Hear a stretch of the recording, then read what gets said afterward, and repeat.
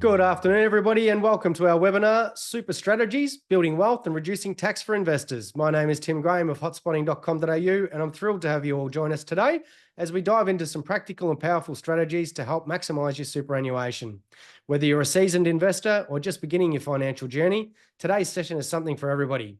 I'm excited to introduce our special guest, Sam Wakefield of Optalife. Sam's the leading expert in superannuation, and he'll be sharing some valuable insights with us all today. We've got a lot of content to get through today. So Sam Wakefield, welcome to the Hotspotting podcast. Really good to have you. Thanks for having me again, Tim. Absolute pleasure to be here. That's all right. How have things been? New financial year for you? No doubt it's been flat out start. Yeah, new financial year, always busy. 3-year-old and a 1-year-old and juggling a business. It's not an easy task, but thoroughly enjoying it at the moment. That's all right. All right, mate. Now, listen, I understand you've got some a presentation for us today. Did you want to share screen for us and we'll kick things off? Yeah, perfect. And let me know, Tim, when you can hopefully see all of that. Yep, I've got you there. And for everybody watching, we're aiming for about 45 minutes worth of presentation today with about 15 minutes of Q&A.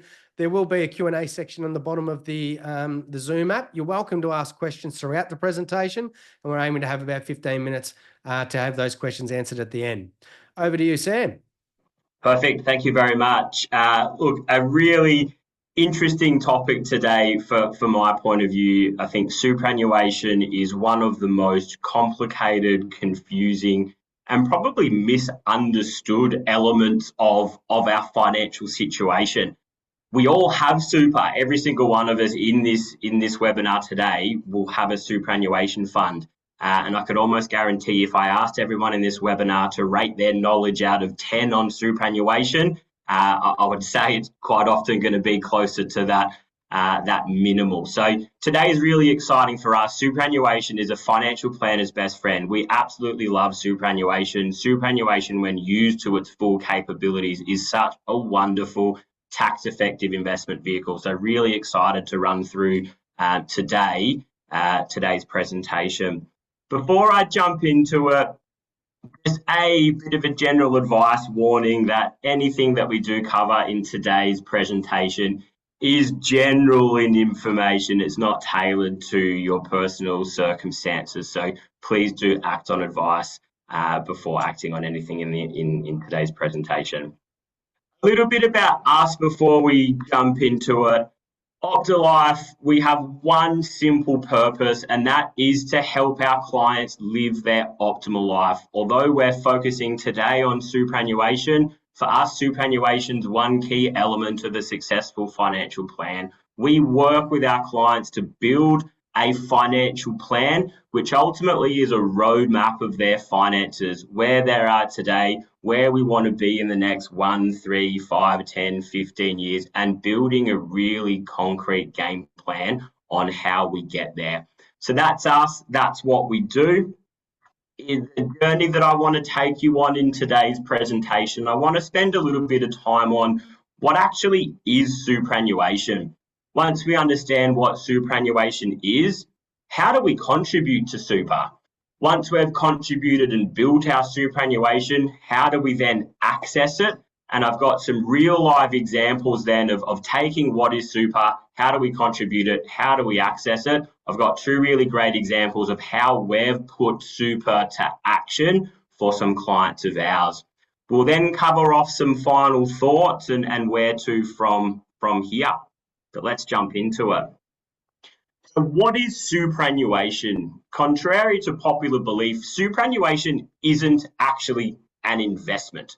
Superannuation is an investment structure. It's designed for us to accumulate retirement savings. It's a compulsory requirement for our employers to pay into our superannuation fund. Currently, that is 11.5%. As of next financial year, our employer will be required to contribute 12% of our salary into superannuation. So if I earn $100,000 a year, I've got $11,500 going into a forced investment vehicle. If I'm earning $200,000 a year, I've got $23,000 going into a forced investment vehicle. One of superannuation's key benefits, it's a concessionally taxed environment, and we're going to talk a lot about this today. but superannuation has a tax rate of only 15% on earnings of the underlying holdings within our superannuation fund. Further to that, upon meeting a condition of release, we can actually transfer our balance into what's called an account-based pension, and we can further reduce that tax rate effectively down to zero. Superannuation, where it can get quite tricky and confusing, is the government does regulations around it. They do set rules and regulations around what we can contribute, when we can rates are. So it's really important that we do understand the contribution caps and the condition of release eligibility for us to always determine if super is the right structure. When I said superannuation is not an investment in ourselves, the super fund we're with is that investment. So the super fund that we have really dictates how the money is invested, the control we have over that investment, and ultimately what the returns that we get out of that investment are. So superannuation is a tax structure. So let's really break down what that means. What is the tax structure of super and what's the tax rate of superannuation? Phases, so to speak. It has accumulation phase and pension phase. Prior to us being able to access super, or for anyone, I'd say under the age of 60 or who hasn't accessed their superannuation, we're in accumulation phase. Accumulation phase is ultimately we are accumulating wealth in that environment for our future. Accumulation phase has a flat 15% income tax on earnings and non-discounted capital gains. It has a 10% effective capital gains tax rate on assets held for longer than 12 months. So ultimately what it means, the most tax potentially I'll pay in superannuation accumulation phase is 15% on the earnings that it makes us. If I do own assets and sell them, make a capital gain in my superannuation fund, I can limit that capital gain down to 10%. Fast forward to retirement phase, and we'll talk a little bit about when and how this can happen. But if under the assumption that I am now retired and I can start what's called a superannuation account-based pension, there is 0% tax on earnings and capital gains up to what's called the balance transfer cap, which we'll catch on superannuation. So effectively, I could make $100,000 worth of income. I could make a $300,000 capital gain in my superannuation pension account and pay zero tax. There is no tax structure in Australia that comes near that. Yeah. I also have 0% tax on income drawn down in my retirement after reaching the age 60. So my super fund makes me, or my pension fund makes me $100,000 of income. I pay zero tax on the income it's earned.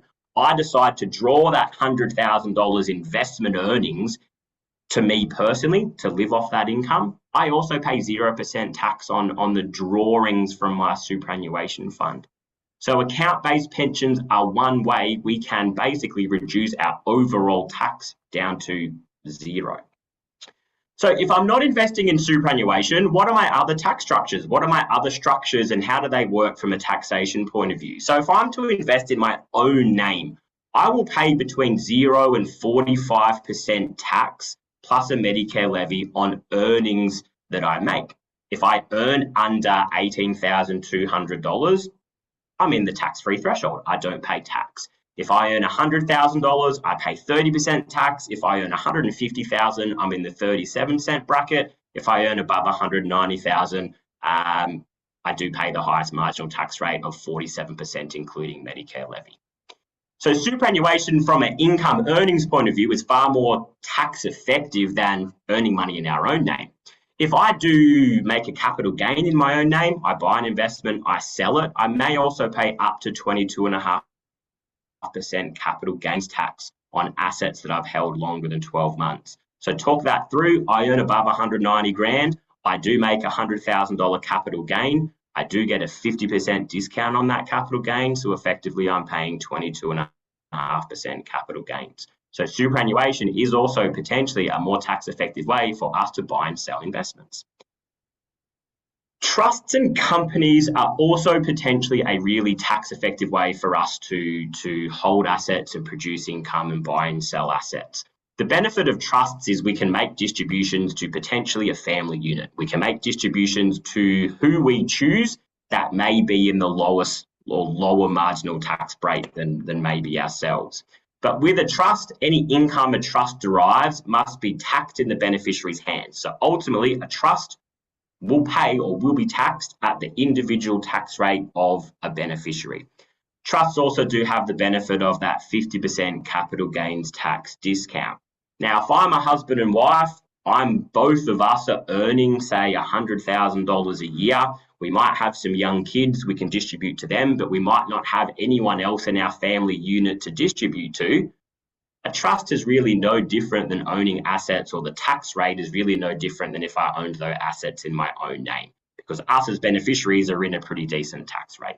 The other alternative could be around a company structure. Companies will pay anywhere between 25 to 30% tax based on how they are or the amount of revenue that company produces. A company, unfortunately, will not have or the ability to use any capital gains discounts. So if I do make a capital gains event in a company, it's just taxed at the company income rate. It's just treated as an income. There are some really great investments, which will be a topic potentially for another day, called investment bonds. And investment bonds are a really tax-effective long-term investment vehicle where they are taxed at the company tax rate. So great for those that are earning a really decent amount of income and may not want to invest in super. And they're really beneficial if we hold those investments for 10 years, because effectively after 10 years, subject to certain rules, we may be able to sell those investments without a personal tax consequence. So they're really the 5 key tax structures that we have the ability to invest in superannuation. The overwhelming positive nature of superannuation and pension phase is unless we're earning under $18,200 per year, superannuation is the most tax effective investment vehicle that we have in Australia. So my last point on this slide, the choice of super fund may dictate how your money is invested and the control you have. And that's absolutely right. So the type of fund we have, the investment options that we select in that fund are really going to dictate the performance of superannuation, just like they're going to dictate the performance of any investment we make, super or non-super. I've got here 3 common types of superannuation funds. Industry funds, retail or wrap accounts. I'm going to group retail and wrap accounts together, but they are technically 2 separate funds. Retail, generally available to the general public. A wrap account, similar characteristics to a retail fund, but quite often something you can only get through a financial planner. And then we have self-managed super funds. So if I'm to categorize these, what are the benefits of an industry fund? Really great for small balances, really cost effective for small balances. But limitations can be around the investment options and the investment menu that we have within an industry fund. Australia's largest superannuation fund gives us 10 investment options that we can select to invest in. So if I'm someone that really wants to be in control of my super destiny, only having access to 10 investment options really isn't a great variety of choice. There's generally no direct options. Now, do give you the ability to, or industry funds, sorry, do give you the ability to invest in direct options, but generally things like no shares or ETFs, exchange traded funds, we can't get in an industry fund. Basic pension options, pooled tax structure. In most traditional super funds, industry and retail, what we mean by a pooled tax structure is most investors that are within or a member of that super fund wear the same tax consequence.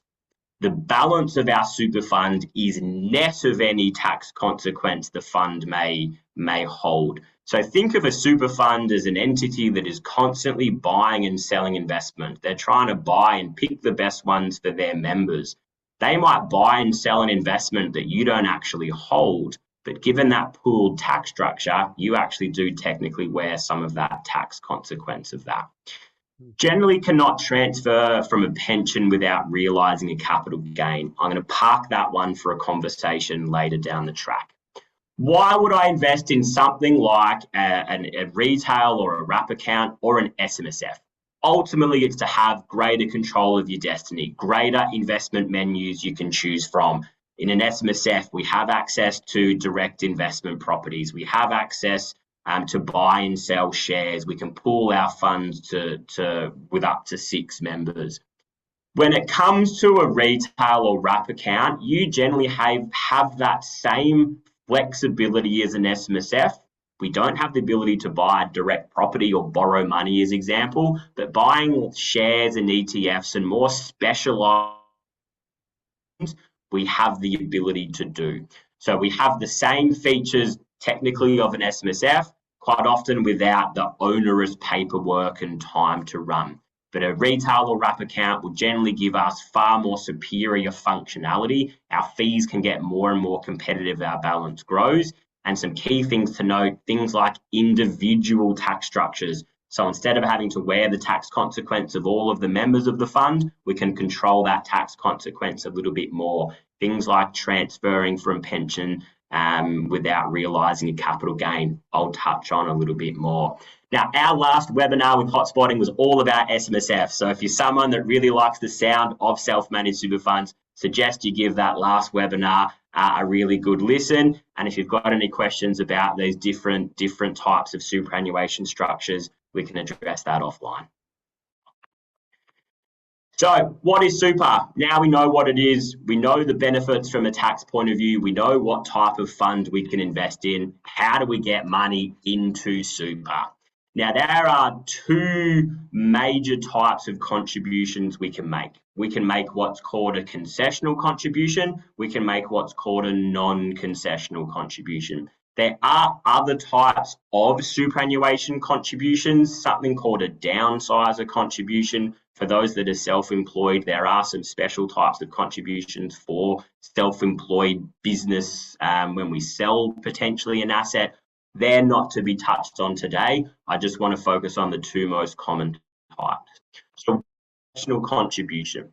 A concessional contribution is a contribution made to our superannuation fund that is taxed at the superannuation rate of 15% rather than our marginal tax rate.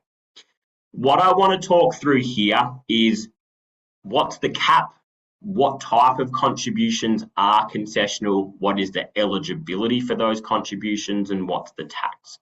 So when it comes to concessional contributions, we are allowed to contribute up to $30,000 per annum as pre-tax contributions to our superannuation fund.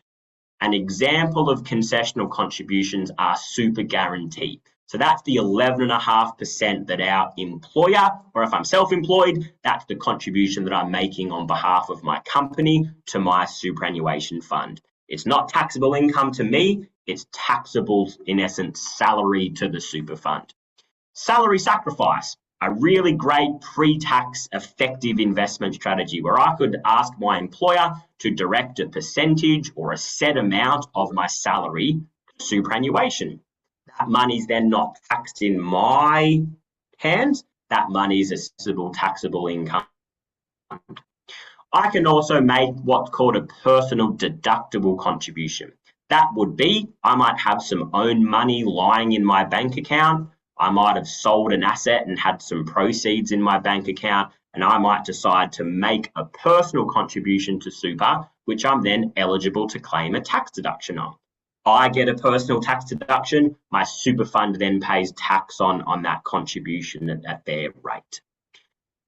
For contributions, there is age eligibility. There is no age eligibility, however, on super guarantee. I could be 90 years of age and my employer will still be obliged to pay my contributions. For salary sacrifice, I can only make that contribution up to age 75.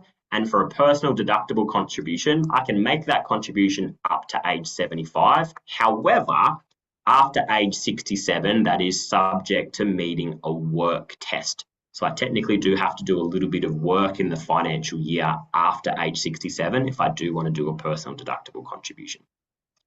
The benefit of concessional contributions is when they do hit the super fund withholds 15% tax. So again, not taxed at our marginal tax bracket. 15% tax is what's deducted. Depending on where you look at it, those fortunate or unfortunate enough to make $250,000 or more, unfortunately are subject to an extra 15% tax on their $30,000 worth or up to $30,000 worth of super contributions. So basically those that are in the highest marginal tax bracket earning 250 grand, unfortunately do have to pay 30% contribution tax. Still far cheaper or still far less than a marginal tax rate. Catch-up concessional contribution that I'll run through, but effectively what a catch-up concessional contribution is, we can use some of our unused contributions and carry those forward to the next financial year. We can actually carry forward up to 5 previous financial years worth of contributions and make those contributions in one financial year. This is, however, subject to our total superannuation balance being under 500 grand. So an example of that is if I've got 30,000 that I can make this financial year, I've only made 15,000 this financial year. I've got $15,000 worth of unused cap. I could catch up on that $15,000 next year. That's concessional contributions. Let's walk through what non-concessional contributions are. And effectively, non-concessional contributions are after-tax monies. They're personal contributions that are contributed to superannuation or potentially from a spouse that no tax deduction is claimed. So they are an after-tax contribution. We have an annual cap of $120,000. The contribution examples are, it could be, again, an after-tax contribution or a spouse contribution. We have the ability to make those contributions up to age 75. Will not pay any contribution tax. So think about an after-tax contribution. It's money after tax. We've earned it, we've paid tax on it. It's no different if I take that money and put it into an investment vehicle. It's just when that money goes into superannuation, there's no double handling of tax. We've already paid tax on it. We don't pay further tax when it goes in. Different to concessional contributions, because technically we haven't paid tax on a concessional contribution, which is why the super fund pays tax on it. There are types of contributions called a bring forward rule. A bring forward provision enables us to bring forward 2 future years worth of contributions effectively in one. So for those that have a superannuation balance of under $1.66 million, I can effectively do 3 years worth of my annual contribution in one. So I could do $360,000 worth of contributions.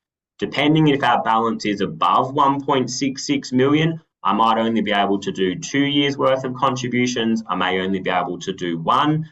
Those potentially, again, what way you look at it, lucky or unlucky to have 1.9 million over super. Unfortunately, you are not able to utilize non-concessional contributions.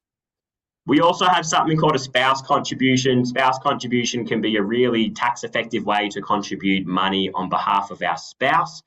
If we do have a spouse that earns under $37,000 or less, I can contribute up to $3,000 worth of contributions to my spouse and be eligible for an 18% tax offset.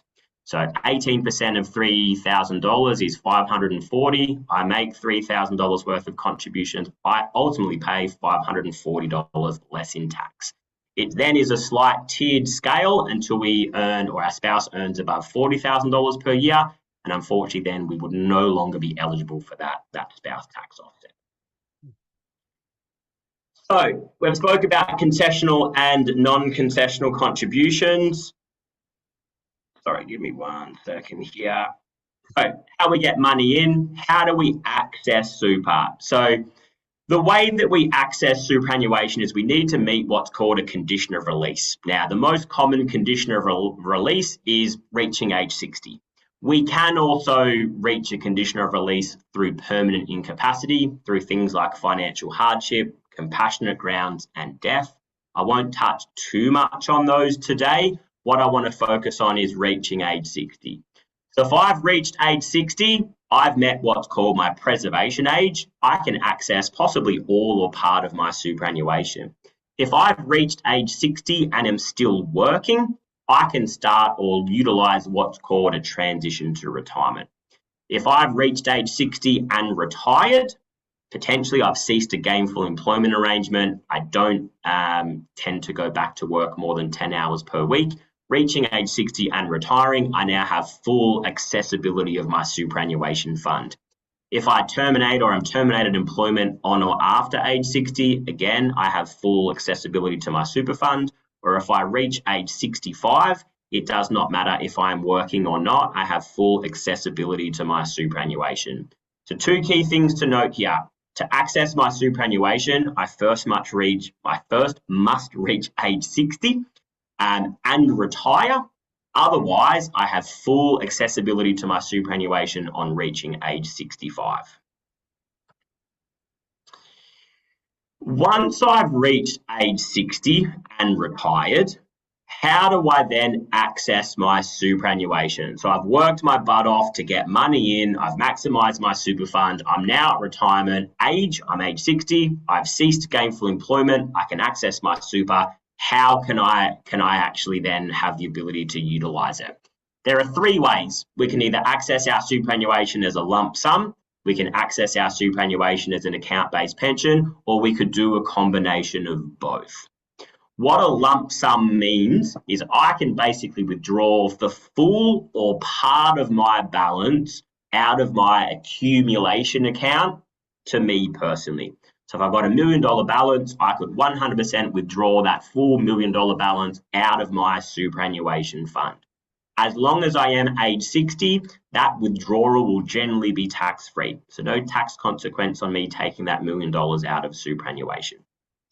I might decide to use that $1 million to pay off some debt, or I might decide to use that $1 million to invest money in my own personal name.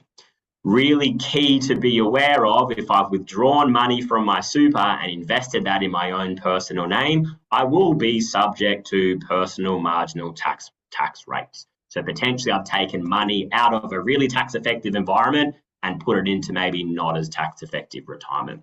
A benefit of lump sum withdrawals is there's no minimum. You can take $1 out, you can take $1 million out. It really depends on what you want to do. For the majority of our clients, it would be commencing an account-based pension. Unless we did have clients that did want to pay off some debt, we would generally retain as much of our balance in superannuation as we can and commence an account-based pension. Going back to a previous slide, I said certain super funds enable you to transfer unrealised capital gains from accumulation phase to pension phase. Let me talk that through. I might have $1 million of money sitting in my superannuation. I take that money from accumulation. I take that money from accumulation and I invest it in an account-based pension. Some funds, that process, even with the same fund of going from accumulation to pension, is selling down your assets and rebuying them in a pension phase, which can mean I've had to realise potentially 30 or 40 years worth of growth on some of my assets. Some types of super funds like wrap accounts or self-managed super funds would let you start an account-based pension with the existing assets you have without actually having to sell those assets. That can be a major tax saving, especially for those clients that have really decent balances. But what is an account-based pension? It's an income stream commenced from our superannuation fund. It provides regular income to meet our living expenses. The key benefit of an account-based pension is earnings and capital gains within the pension are fully exempt from tax. If over age 60, the pension payments that we also withdraw from our account-based pension are also tax-free. So we touched on that in previous slides. Pension payments can be varied and accessed as lump sums at any stage. As long as I meet the minimum pension payment, I can alter it, change it, take lump sums, access my full balance, increase it, decrease it. I can do whatever I want with my actual payment or accessing my balance. Key things to note with an account-based pension is we must take a minimum amount of income from our account-based pension per year. This varies and increases with age. So for example, if I start an account-based pension with $1 million, I would generally have to take 4% out of that per year to start with. As I get older, that minimum pension payment will increase and increase. I'm also limited to what's called the balance transfer cap. So at this point in time, I can only have up to $1.9 million of superannuation balance in an account-based pension. So if I was lucky enough to retire with $2 million in a super account, unfortunately, I could only utilise $1.9 million of that balance to start a pension. Now, that's each. I could be a member of a couple. I can have up to 3.8 million combined. That 1.9 is only each. So, what's super? How do we get money in? How do we get it out? Let's put it to action. So here's some real life examples of two recent Optalife clients. So I want you to meet first Tom and Mary.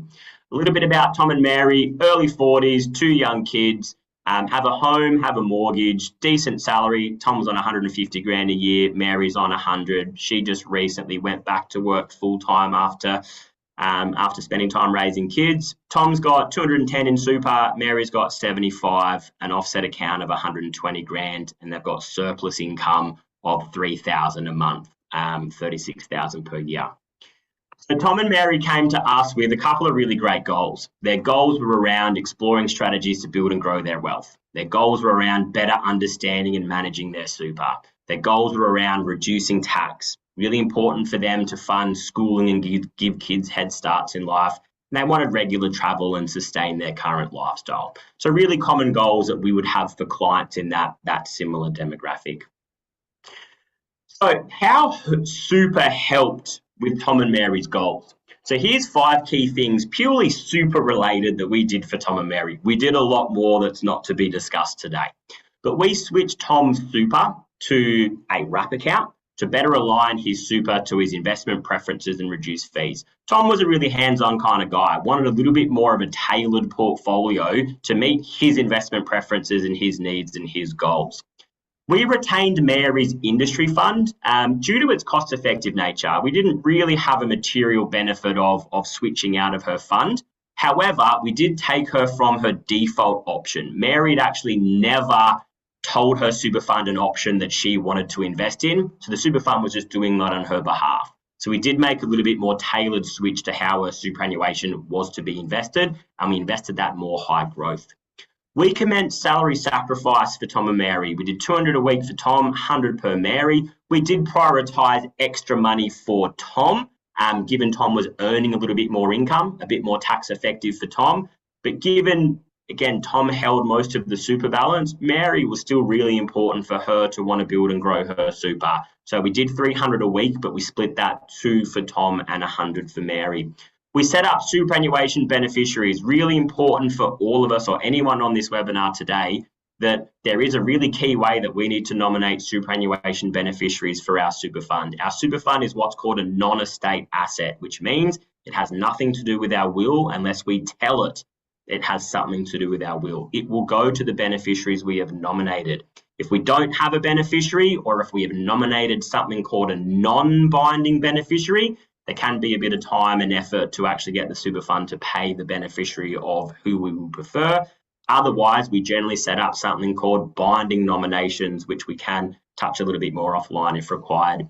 What we also did is replace Tom's default superannuation insurance. So Tom did have a really basic insurance policy in his super fund. We were able to give him a far more comprehensive, tailored policy. Something really important to note, most super funds, we will have some form of default cover. It's not as simple as just switching to a new super fund. Insurance considerations always need to be taken into account. If we do change super funds, potentially we can lose our insurance cover.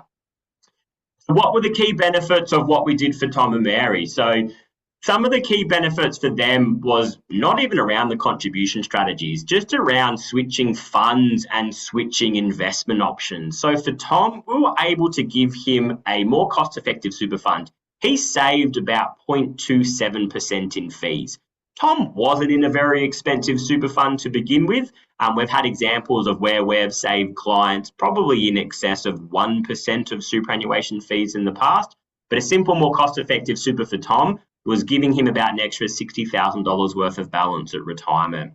Changing their investment options. So for Mary, taking her from her default balanced option and putting that in a more high growth option, and taking Tom from, he wasn't in a high growth option to begin with, but putting him in more a high growth option, more aligned with their time frame, their goals, objectives, could see an uplift in super balance of about 41,000 for Mary and 111,000 for Tom. So some slight tweaks to their super strategy without even contributions potentially result or could result in an uplift of about $200,000 for both Tom and Mary. On top of that, we did contributions. So the benefit of salary sacrificing for Mary is it could result in an additional balance of about $162,000 at retirement and save her about $884 in tax each year. Salary sacrificing $200 per week for Tom could result in, our projections showed, an estimated balance of about $325,000, i.e. age 60, 20 years, and was saving him about $2,500 of tax each year. So the potential uplift for the salary sacrifice strategy was nearly close to $500,000 of increased super balance and about $67,000 of total tax saved. In conjunction with the changes that we made to their investment option and tax savings, nearly an $800,000 better off strategy over 20 years from Tom and Mary without having to drastically do anything different. Little changes over time can make a huge difference with such things like superannuation. Just due to time, I won't go a huge amount through the table on the right, but the table on the right just shows how we arrived at the tax saving for Tom. So with the salary sacrifice, we reduced his taxable income down to just under 140 grand. So we actually reduced his tax from just under 40 to just under 36. When we contribute money to super, we do have to pay that 15% contribution tax. There's a little bit of contribution tax there for Tom, but ultimately total tax saved at just under $2,500. And given the tax saving, Tom's investing $200 a week. He's investing $10,400 a year into his superannuation, but it's actually only costing him $6,344. And that is the key benefit of salary sacrifice. So that's Tom and Mary. Let's jump in and have a look. Oh, excuse me. Let's jump in and have a look at Peter and Jane. Now, Peter and Jane are in a little bit different life circumstances. Peter and Jane have just reached 60 or 61, Peter, 60, Jane. Retirement's all about what they're looking to achieve. So they have two investment properties, total 1.35 million. They have one fully paid off at 750. And they have an investment property at 600 grand with 190,000 left owing. It was really important for them to actually keep one of their investment properties. They did want one of their investment properties to pass on to their kids, but their preference was to actually sell one property, retain one property. A couple of key things to note: Peter, really good income, 260 grand. Jane, recently gone down to part-time, so she's earning $55,000. Peter's super is 890 grand, Jane's super 285, and that balance is really important when it comes to looking at some contribution strategies. Their goals, all about retirement. Wanted to retire on 100 grand per year, wanted to minimise tax throughout retirement, planning on selling an investment property and understanding what to do with the proceeds. Really important that they do have debt-free, so no home loan, but a bit of investment debt. They wanted to alleviate that, and they wanted to make sure they had a really concrete estate plan. So how did super help Peter and Jane? So our superannuation game plan for Peter and Jane, firstly, to sell their investment property in the financial year after they retire. Not really a superannuation specific game plan, but that was really in relation to a game plan of how they can minimise tax. So by selling in the financial year after they retire, they don't then have a $260,000 and $55,000 income respectively. We were planning to retire as of the 30th of June. As of the 1st of July, their income is effectively zero for that financial year. So a smart strategy to reduce capital gains tax. We advised Jane to make a maximum catch-up concessional contribution. We advised Peter to make a maximum concessional contribution. Peter was unable to make a catch-up concessional contribution because his balance is above 500 grand. So remember, a key component of that, you must have a balance of under 500 grand. We directed remaining proceeds after debt repayment to Jane's superannuation as a non-concessional contribution. and we commenced account-based pensions with their superannuation balances to provide them that tax-free retirement income. So their strategy was all around maximising super to help them minimise tax. Concessional contributions help them minimise tax. Maximising super for an after-tax contribution is all about getting money in that tax-free environment, getting money into that tax-exempt pension phase. So then all of their earnings and withdrawals to fund their retirement income are completely tax-free. So the benefits of their strategy, a bit going on here, but effectively the sale of the investment property resulted in an assessable capital gain of $134,000 each. So the property was owned jointly. They have $134,000 each of taxable income, basically this financial year. By Peter completing a concessional contribution up to the cap of $30,000, he is able to reduce his assessable income to $104,000 and saved $5,100 in tax after the super tax rate is applied.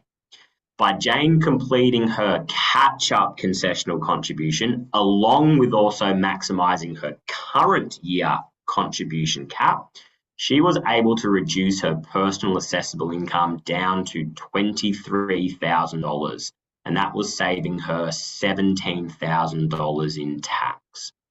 On the bottom right corner there, this is Jane's catch-up concessional contribution cap.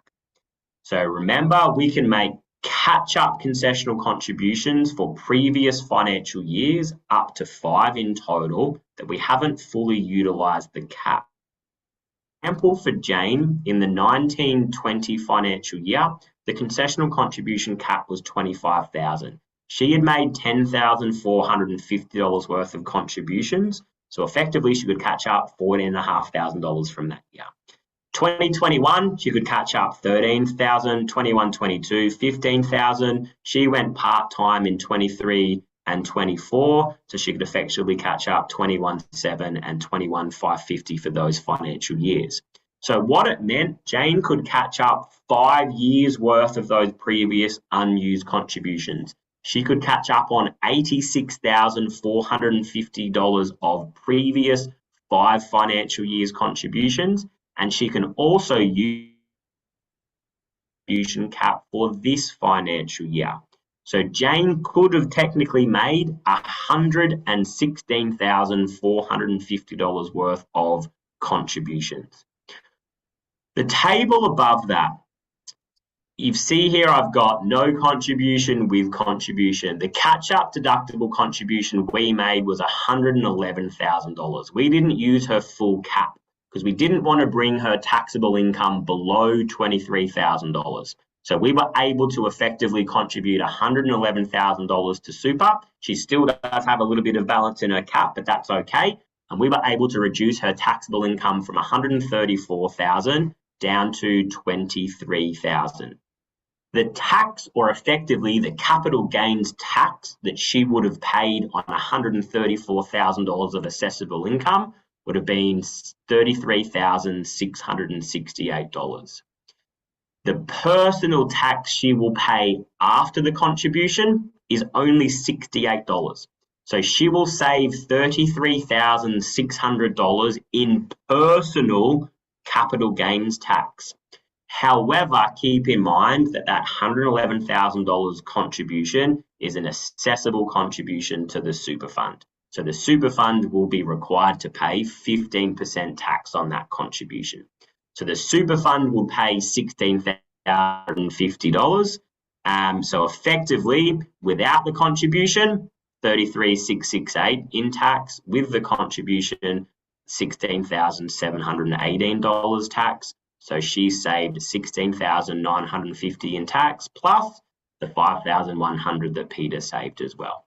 Might not sound like a lot, to some absolutely it is, but that's ultimately an extra $20,000 that they don't need to give to the taxman. That's an extra $20,000 that is invested for the next 30, 40 years of their retirement, building and growing and creating further wealth off that money. Now, if, for example, their taxable incomes were $200,000, same strategy would apply, but ultimately there would be a greater tax saving because a lot of that capital gain would have been taxed higher. So potentially the more we earn, the actually more beneficial this strategy is. After the contribution, we've done concessional, we've done catch-up, we've done non-concessional contributions to super. The benefit of them then converting that into an account-based pension is all of the earnings and capital gains within that pension are now fully exempt from tax, and they are able to enjoy a complete tax-free retirement income. Now, that might be a good place to stop, Tim, to see if there's been any questions that have come through. Yeah, there are. Well, firstly, I suppose as one of the highest taxed nations in the world, you can see why superannuation can be a bit of a safe haven, and even more so how it's an incredibly overwhelming tax system that we have, and it's why we need to rely on people such as yourself, Sam. So it's a terrific presentation. For something quite complicated, you were able to articulate in a very good way. So we have got plenty of questions. We'll start with Greg. Greg's asking, does buying properties through different structures allow you to avoid land tax implications, or is a property purchase still tracked and backed, attributed to the individual or a trustee of a self-managed super fund? Oh, probably a good question for even yourself, Tim. Look, land tax, I mean, it's state-based, so Victorian law is going to be different to Queensland law, going to be different to New South Wales law. But look, I guess generally for a rule of thumb, it's entity-based. Yeah, that's right. And obviously check with your local land tax agent as well in that state. Yeah. Okay, which industry super funds do not realise unrealised capital gains when transferring from accumulation to pension accounts? So which industry funds? Look, I'm not aware of any industry fund that would let you do it. Some industry funds do offer something called a retirement bonus. And that retirement bonus basically states, or is along the lines of, if you're with us in accumulation and you go with us to pension, they don't have the technology to transfer those assets across. It basically is you roll your money out of your accumulation account and you re-roll it back into a pension. They don't have, again, that I'm aware of, any industry fund have the technology to do that sort of by a transfer from one to the other. Some industry funds do offer what's called a retirement bonus, where they do a calculation to basically say, this was the tax consequence at an individual level if you did that. And some will offer a retirement bonus, which is like, we'll give you an amount of money if you stay with our pension account for a certain time period.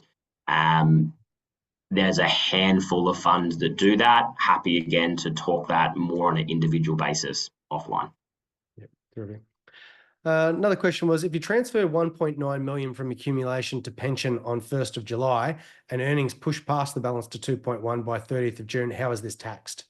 Yeah, really great question. So the balance transfer cap's at commencement. So if super returns do take you above that $1.9 million, you do not need to pull that money out. So the balance transfer cap is at commencement cap of your superannuation.